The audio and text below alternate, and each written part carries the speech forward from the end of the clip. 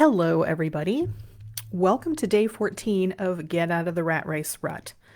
I'm Beth Campbell, career coach, mentor, author, podcaster, speaker, former corporate captive, corporate queen also, now helping you find your work wonderland. If you need somebody to guide you one-on-one through a career or a life change, send me a message or go to bethannecampbell.com/coach me, all one word. Thank you so much for being here. If you're watching live, let me know you're here in the comments. And if you're watching the replay, give me a hashtag replay. And of course, make sure to let me know if you have any questions or feedback so I can address it on a future episode. I do have a question and answer episode coming up on day 18. Got a lot of good questions and feedback that I'm going to go over, so I'm excited about that. Hope you all are doing well. I'm doing great. I had a little, I don't know if you people who wear contacts have ever had a contact lens stuck in your eye, but that happened to me this morning.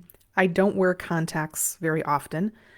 I have them. I keep them around mostly in the summertime when I walk my dog in the morning, and I live in the southeast United States. It can get very warm and humid even overnight. And, with the glasses, you get the slidey thing and sweating. And so sometimes I'll just throw on a pair of contacts and do that. And I did that this morning. And then I went to try to take them off because I don't really like to wear them all day. Because it's a long thing. It's a thing. I like to take off my glasses to read. I don't like to have to wear readers, which I do if I wear my contacts. Anyway, long story short, tried to take my contact out and it would not. It was stuck. It was like suctioned to my eye.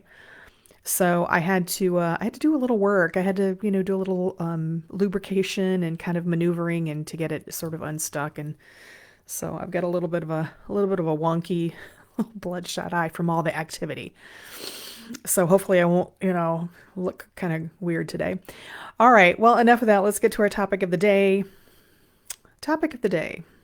Tell me a little bit about yourself. What do you do?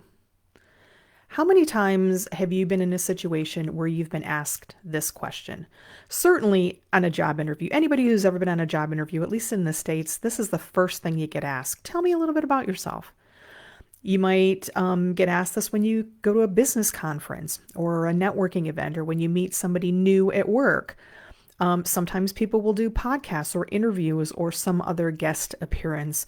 You might even get asked this at, like, you go to a family reunion and your cousin's got a new girlfriend and they ask you, hey, so what do you do? It's a common question in the business world and really in life. And it's one that we stumble over because we're not prepared. Having what we call an elevator speech ready can be very helpful, especially in those business scenarios. It can spare us the embarrassment of trying to figure out how to express what we do on the fly. I mean, but it's like, wow. In a job interview, it's already nerve-wracking, right? And we're already stressed out. It can be a lifesaver to have something ready to kind of break the ice and then you kind of open the door more smoothly than if you just wing it. It can help us define what we do for connections on social media, like LinkedIn, which has what's really amounts to a short elevator speech option in your profile headline. And everybody's using LinkedIn now. If you're looking for a job, they're looking for LinkedIn. If you're networking in business, you're probably on LinkedIn. And, we just kind of look a little bit more with it and professional if we're prepared, right? So how do you put together an elevator speech? Well, the good news is it is super easy. I've seen a lot of templates out there and most of them work. Really, the important thing is to formulate the thought and then practice it, right? There's a lot of variations, but that's the important thing. For most people who are like in a traditional job, it's mostly about an introduction and then working through your nerves, depending on the situation. It's pretty straightforward. So let's start with the very basics. Let's say you meet somebody at a conference or a training class or a networking event, and you're asked to introduce yourself and tell everybody what you do. First of all, be brief. Your elevator speech should be around 30 seconds, but probably less. You're not talking about your entire resume. For these types of situations, you can just use kind of a basic I am, I work for, I do model. You don't have to get fancy. Start with a greeting in your name. Hi, I'm Beth Campbell. Easy enough, right? Follow that with your work title. Are you a software developer, a director of geospatial technologies, a senior accountant? I would have said at my last job, I'm a senior IT project manager. Here's a little tip. If you have a wonky title that your company came up with that makes no sense to anybody but your company, just call yourself the title that matches closest to your duties. I actually had this at a company. We went through one reorg one year, and everybody got these weird titles that didn't make any sense or were not intuitive. So just call yourself something intuitive that matches what you do. The next thing is, where do you work? And you can add a little descriptor of the company here if you want. So I might say, I work at People's Power, which is a small electric co-op just outside of Scooby-Doo, Ohio. Just made that up, but you get the picture. Then you can add a brief statement of what you do. I manage and coordinate software projects within the geospatial or GIS department. So your entire elevator speech becomes something like, hi, I'm Beth Campbell. I'm a senior IT project manager at People's Power in Scooby-Doo, Ohio. I manage and coordinate software projects within the geospatial or GIS department. Easy peasy, right? Put the thought down and then practice it. Now, you could flip-flop what you do in your company and just reword it depending on whether you're writing or speaking. It just might sound better in a different order or with some tweaking. So that's the basic verbal statement that you can memorize and you can just have at the ready for any encounter. And it's pretty short. It's maybe 10, 15 seconds.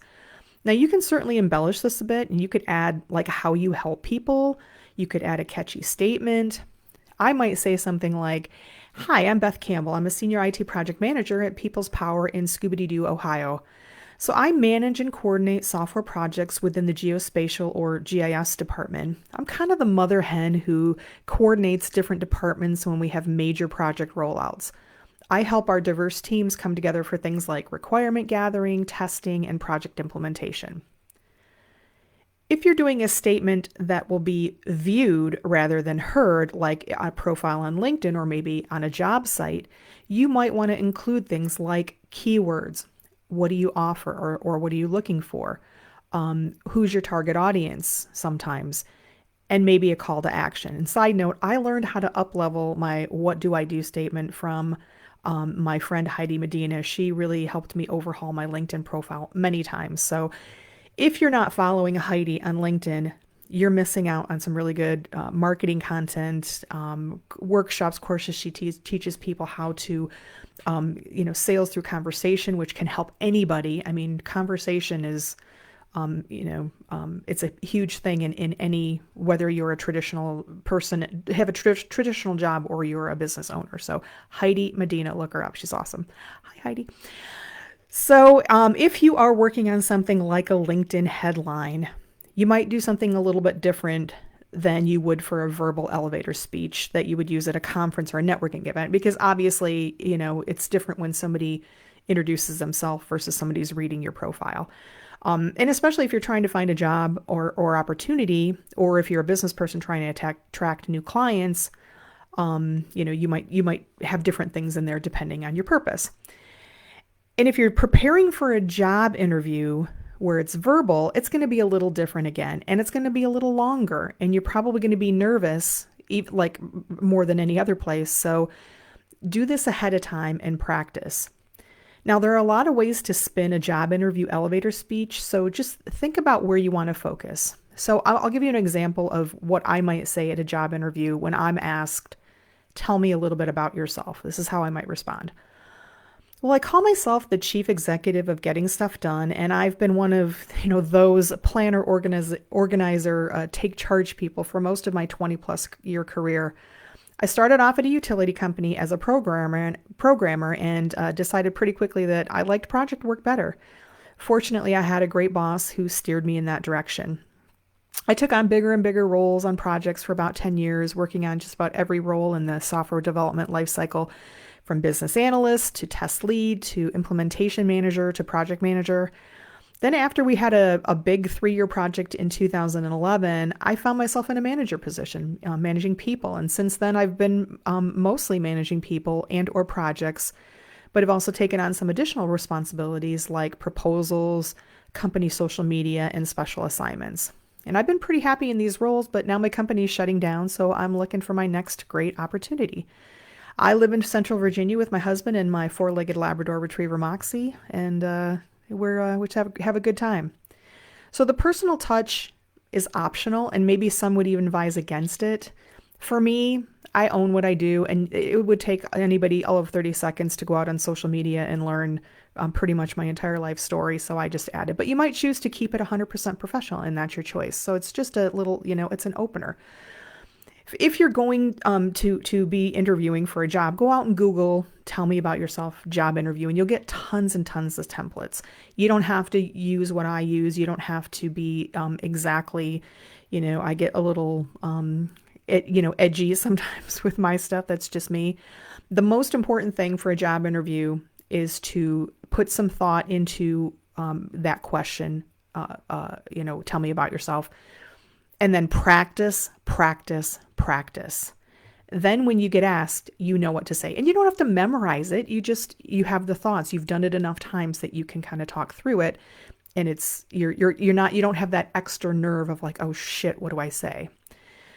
Now, as a former hiring manager, my only other advice in the job interview area would be keep it succinct.